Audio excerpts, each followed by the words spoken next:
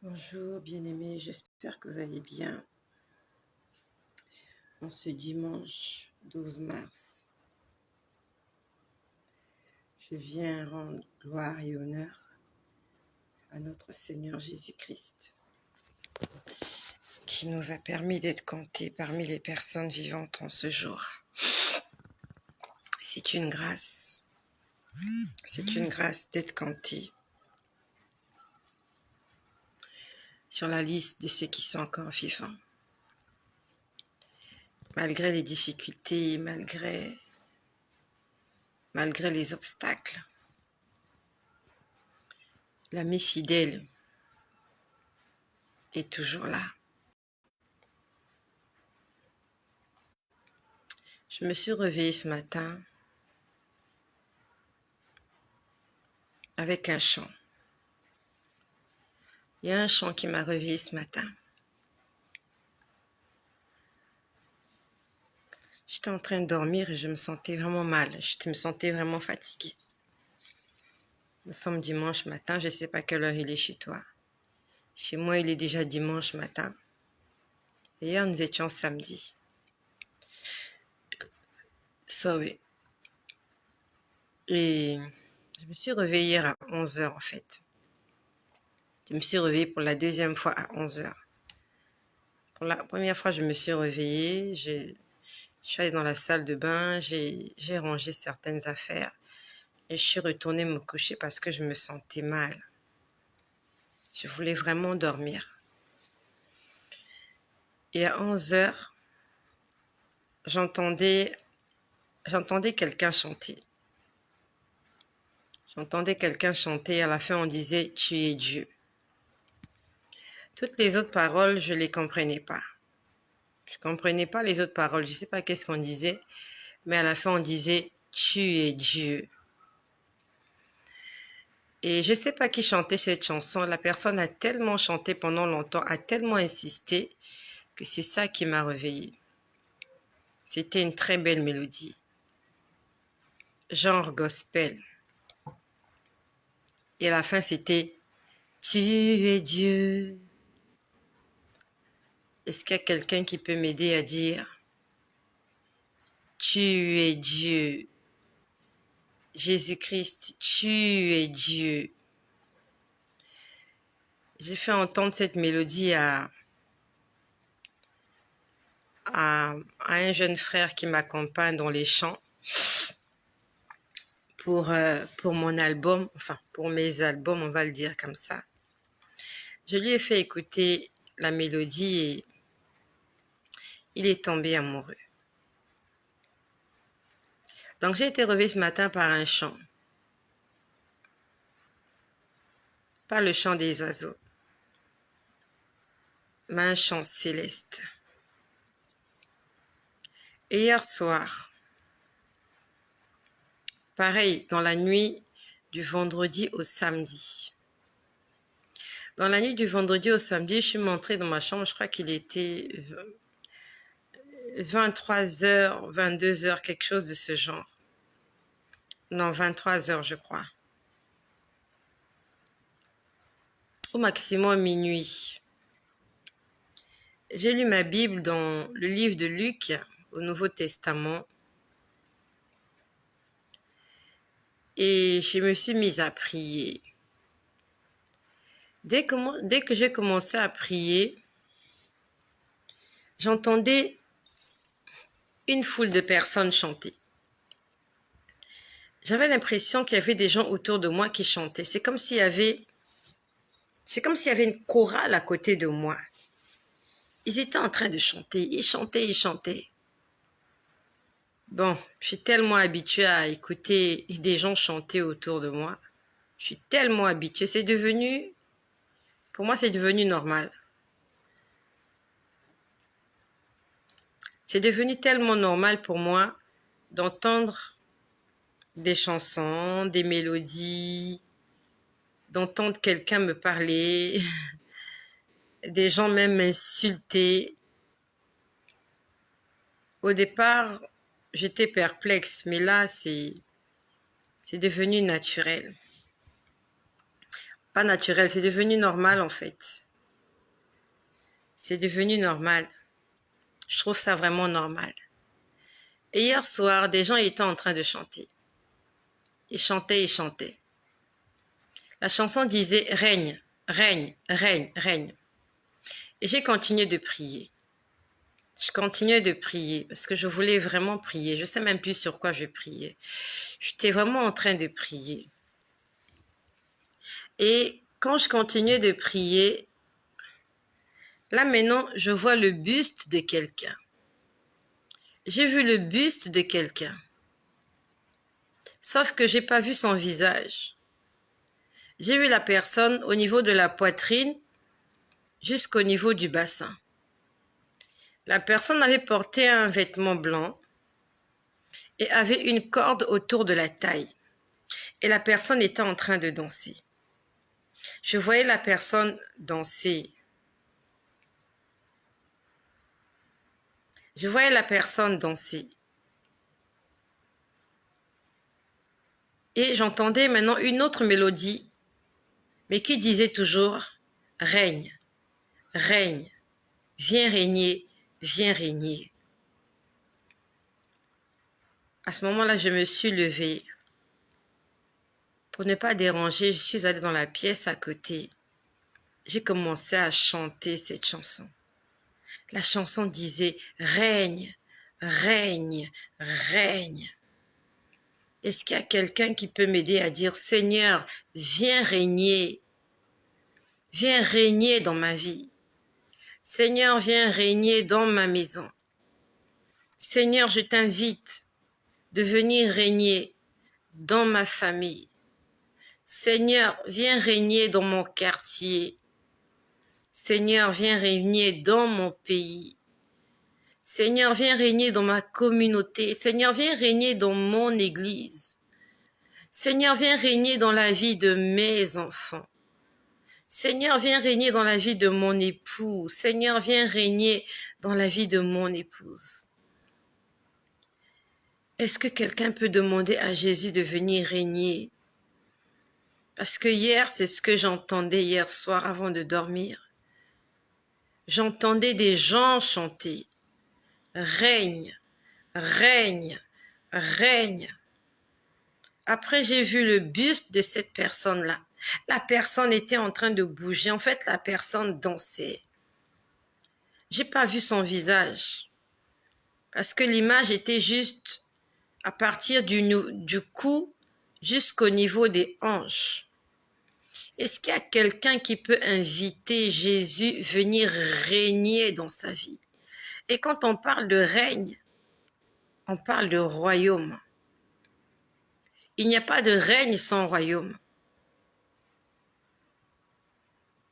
On parle de royauté, on parle de règne.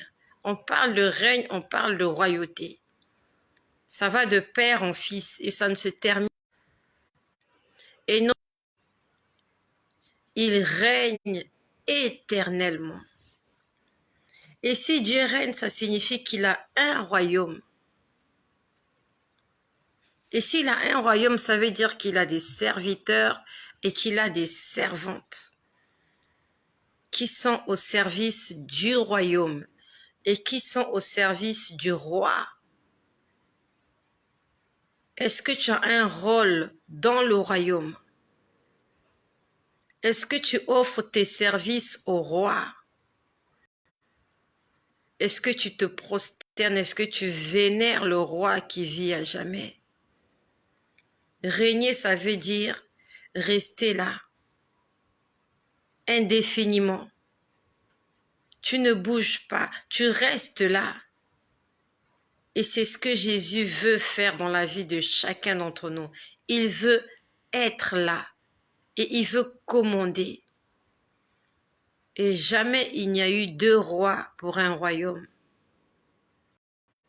Il n'y a qu'un seul roi.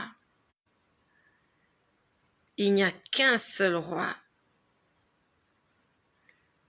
Et Jésus veut être le roi ultime dans nos vies, dans chacune de nos vies. Jésus-Christ veut régner. Pendant que nous sommes là, 12 mars, tu sais qu'il y a des gens qui sont en train de mourir. Il y a des gens qui sont en train de rendre l'âme. Hier encore, ils étaient sur les réseaux sociaux. Demain, ils seront plus sur les réseaux sociaux.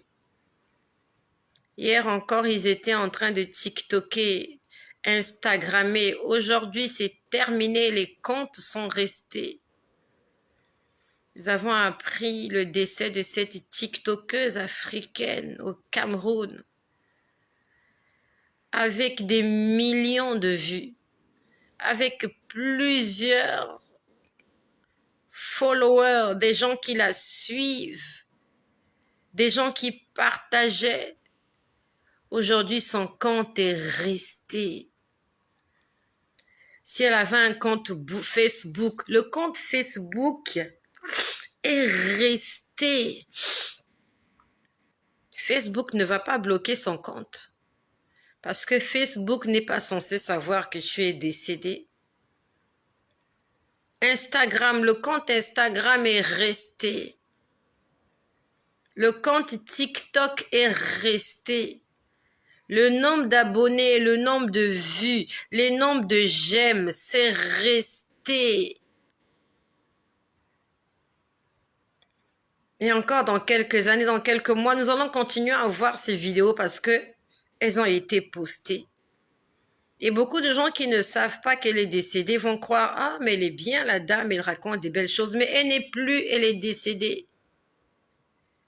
Son compte n'écrira jamais décédé, parti. Ils n'ont pas mis cette option-là. Sur les réseaux sociaux, ils n'ont pas mis l'option que si tu es mort ou si tu es inactif pendant un certain moment, qu'on écrive compte décédé ou compte inactif. Il n'y a pas cette rubrique-là. À la limite, tu pourras juste voir les dernières publications. Mais personne ne te donnera plus de renseignements au sujet de cette personne qui n'est plus. Et il y en a des milliers comme ça. Facebook a perdu des millions d'abonnés aujourd'hui parce qu'ils sont morts. Et encore des millions parce qu'il y a des gens qui naissent tous les jours et des gens qui atteignent l'âge adulte tous les jours. Donc, autant de morts, autant de nouveaux abonnés. Mais il y en a des millions qui ne seront plus connectés sur Facebook. Va sur TikTok, des milliards de vidéos sur TikTok. Des vidéos de 2 minutes, et ça défile, et ça défile, et ça défile, des visages, des chorégraphies, des ceci, il y a tout et n'importe quoi. Il y a tout, il y a tout. À la limite, vous pouvez rester là toute une journée sur TikTok. Vous regardez des choses, et encore, et encore. Le monde a tellement à nous montrer pour nous distraire. Il y a tellement de choses pour nous garder captivés.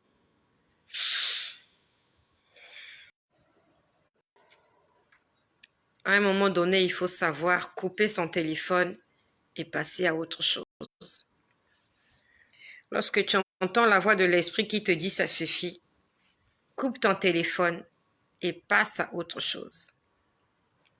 Seigneur, règne, c'est ce que j'entendais hier soir. Et je rends grâce au Seigneur parce que il me permet encore ce soir de lui dire, Seigneur, viens régner dans ma vie. Seigneur, viens régner dans ma vie. J'ai besoin de toi, Seigneur Jésus. J'ai besoin de toi.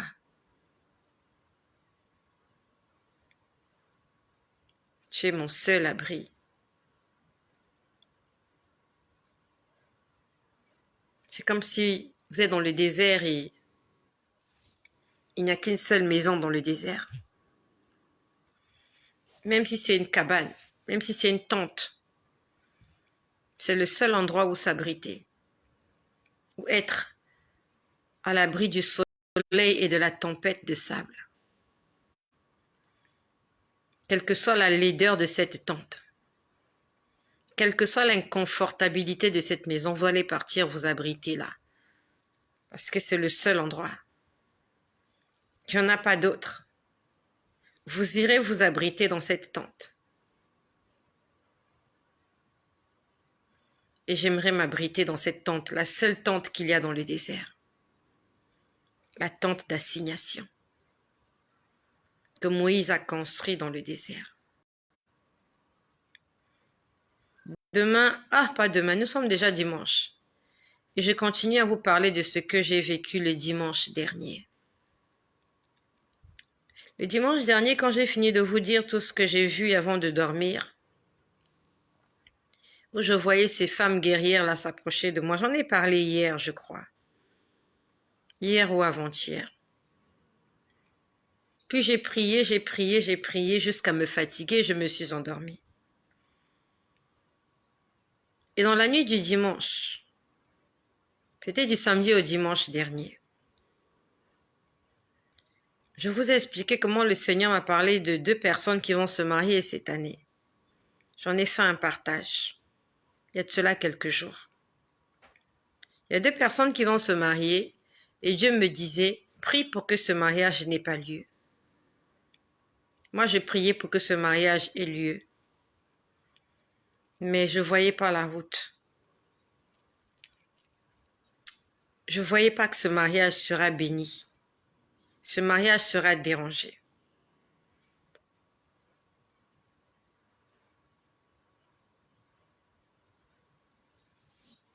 Même si ces 2 personnes se marient,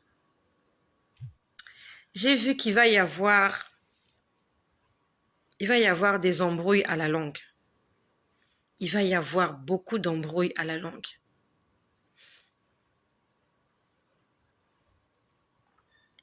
Et pendant que j'étais en train de prier pour ces 2 personnes-là, en fait, j'ai pas dormi. Je dormais pas. J'étais juste perturbée. J'étais perturbée. Et après, j'ai entendu quelqu'un parler. J'étais là, je me tournais sur le lit, j'allais à gauche, j'allais à droite. Et c'est comme si on m'avait ôté le sommeil. C'est comme si on me demandait, prie pour ces gens-là. Prie pour qu'ils ne se marient pas. J'ai dit, Seigneur, pourquoi tu ne vas pas le dire à leur pasteur? J'ai dit, Seigneur, va le dire au pasteur qui les suit, qui les conseille. Il y a des pasteurs qui suivent les futurs mariés. J'ai dit, Seigneur, va te révéler à ces pasteurs-là. Va te révéler à tes serviteurs, à ceux-là qui sont bien placés pour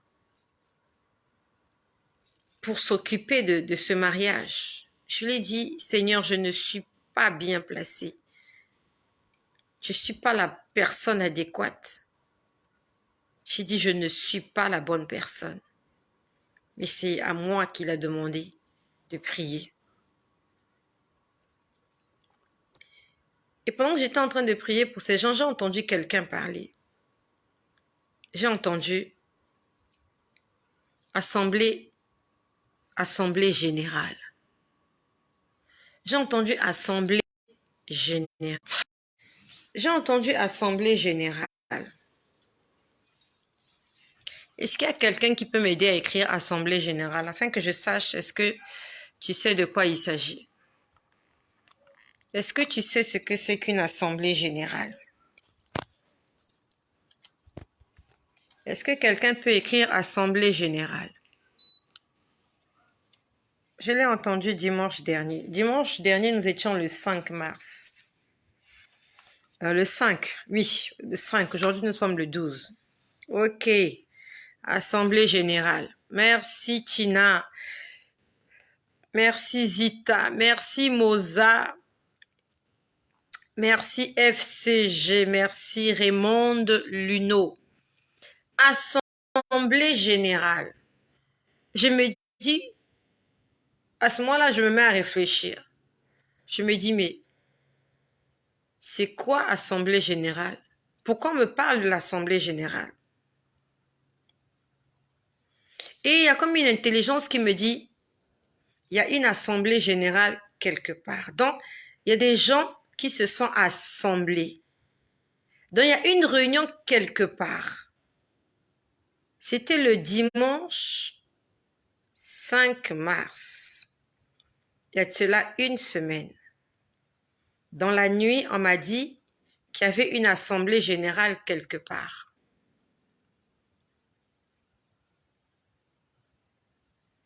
Et après, je n'ai plus rien entendu. J'ai prié pour les futurs mariés jusqu'au petit matin. Le dimanche matin, je suis allée à l'église. Je suis revenue dans l'après-midi.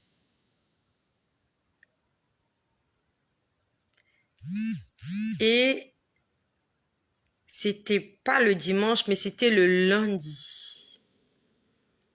Le lundi dans l'après-midi, le Seigneur, donc, on va dire un jour après, Dieu fait chaque chose en son temps et comme il veut. Il a juste dit Assemblée générale, il m'a pas expliqué. Il m'a pas dit plus que ça. Mais à l'intérieur de moi, je savais qu'il s'agissait d'une réunion qui avait quelque part. Qui était à cette réunion? Qu'est-ce qu'on a dit? J'en sais rien. Je n'ai pas eu plus de précision à ce sujet.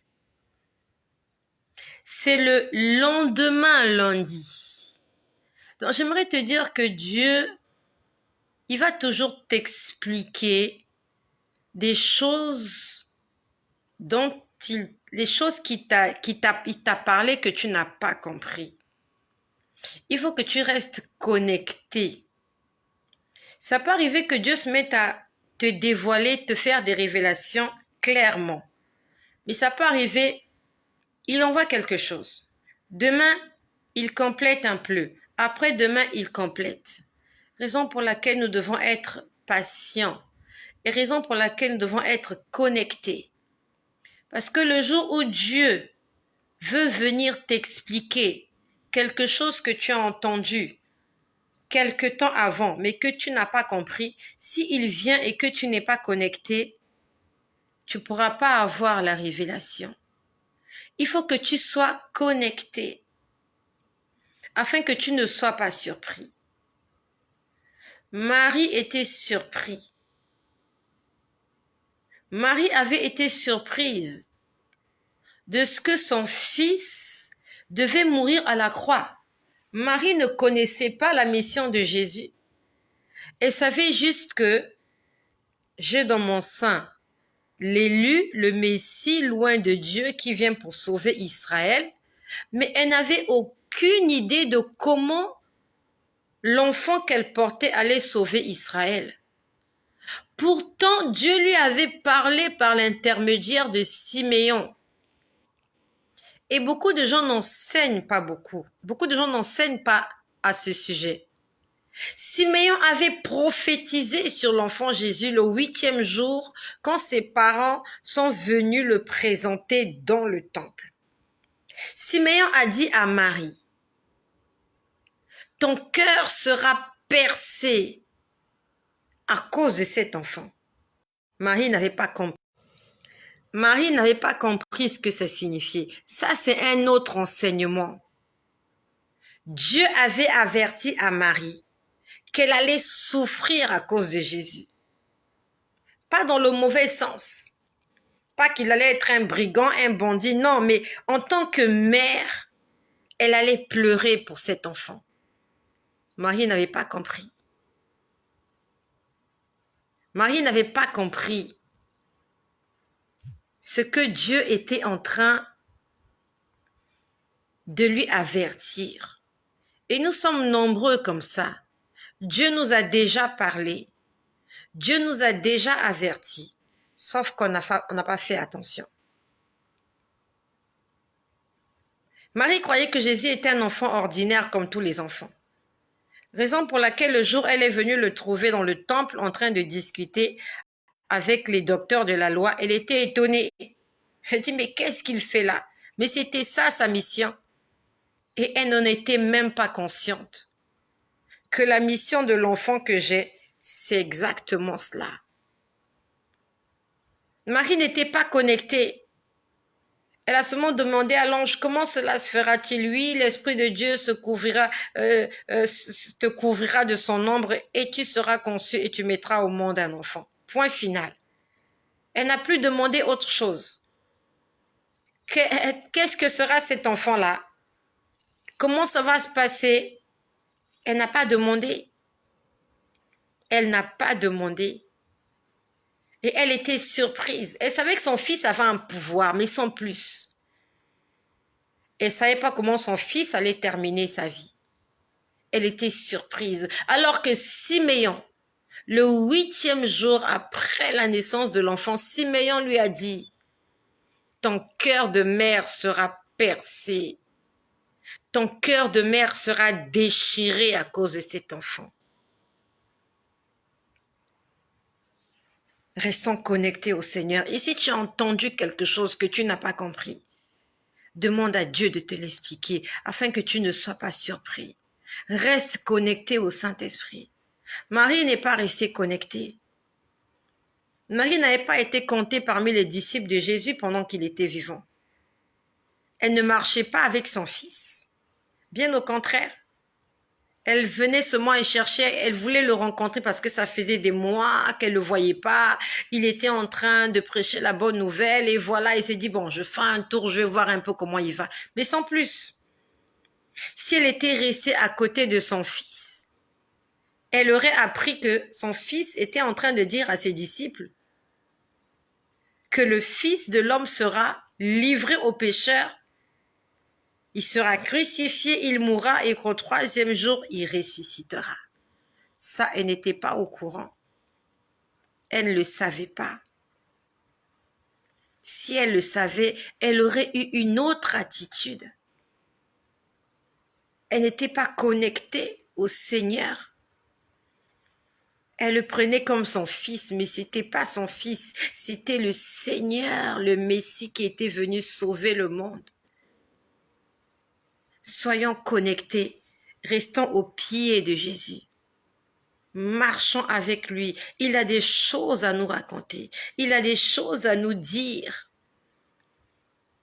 Ce sont les disciples qui étaient au courant qu'il allait avoir une résurrection parce qu'ils avaient toujours été là.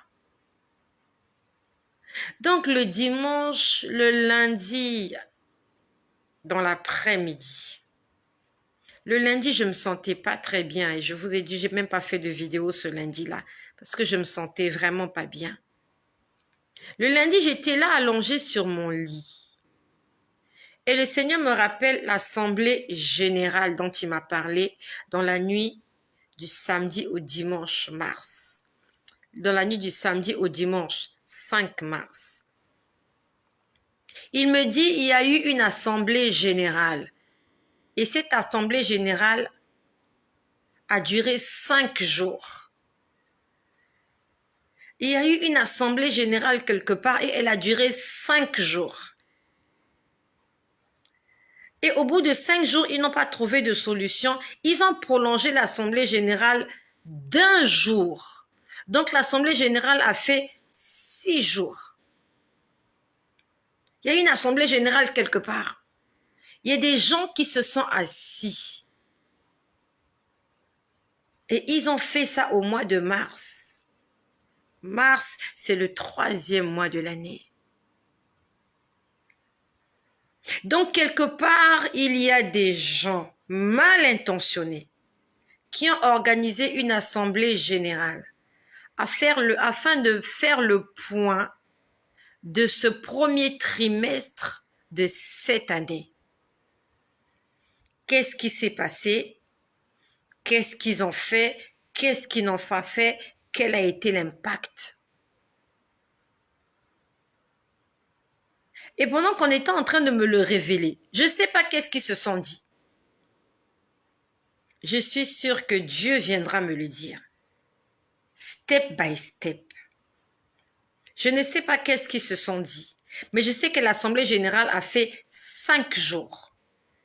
Et qu'au bout de 5 jours, ce n'était pas terminé. Ils ont prolongé d'1 journée l'Assemblée générale. Et dans cette Assemblée générale, j'ai vu un homme comme le président de la Corée. Celui qui terrorise la Corée, là. Pyongyang, je sais pas qui, là. Pyong, qui, là. Pyong, je sais pas qui. Celui qui a des cheveux noirs, là, avec un gros ventre. Il aime s'habiller en noir. Qui? Donnez-moi son nom, je connais pas son nom. Le Coréen, là. Le Coréen qui terrorise les gens en Corée du Nord, là, leur gars, là, leur président, là. Comment il s'appelle? Pyongyang ou Pyong, je sais pas qui, là. Je l'ai vu. Il a fait partie de l'Assemblée générale. Pyong, là, il était là, l'Assemblée générale. Je ne connais pas les autres, parce que je ne les ai pas vus. Mais j'ai vu Pyong, là, Pyong, le président de la Corée, celui qui sème la terreur en Corée. Bon, c'est ce qu'on dit sur les médias. King Jong, oh, je sais pas, King Ping, je sais pas, King Jing, je sais pas. Le gars de la Corée, là, qui a des cheveux debout comme ça. Je l'ai vu. King Jong-ho, je sais pas comment il s'appelle. Je sais qu'il y a un Jong quelque chose. Je sais pas. Ce monsieur-là, il était là à l'Assemblée générale pendant les 6 jours. Le monsieur-là était là. Ils ont dit des choses concernant le monde. Ce monsieur-là est un monsieur... C'est un monsieur mystique. Parce que si le Seigneur veut me révéler qu'il était à la réunion là, ça veut dire qu'il a un rôle négatif qu'il doit jouer sur cette terre. Si le Seigneur nous révèle ces choses, c'est pour nous dire, il est temps de se lever. Dans des églises, peut-être dans les églises, on ne fait pas des assemblées générales. Je ne sais pas si dans ton église, on fait des assemblées générales. L'assemblée générale signifie on fait le point. On avait un cahier de charges. On avait des missions. Chacun vient dire qu'est-ce qui a marché, qu'est-ce qui n'a pas marché. Si ça a marché, on félicite, on avance. Si ça n'a pas marché, on cherche les raisons pour lesquelles ça n'a pas marché. On essaye de trouver des solutions pour que ça marche. Mais ce qui est sûr, c'est que il y avait des choses à faire le premier trimestre de l'année. Et ils ont organisé une assemblée générale du premier trimestre de cette année. Et je suis quasiment sûre qu'ils ont parlé des chrétiens. Parce que les chrétiens dérangent le monde. Les vrais chrétiens nés de nouveau, ils dérangent les activités diaboliques. Parce que les chrétiens nés de nouveau annoncent l'amour, annoncent le pardon.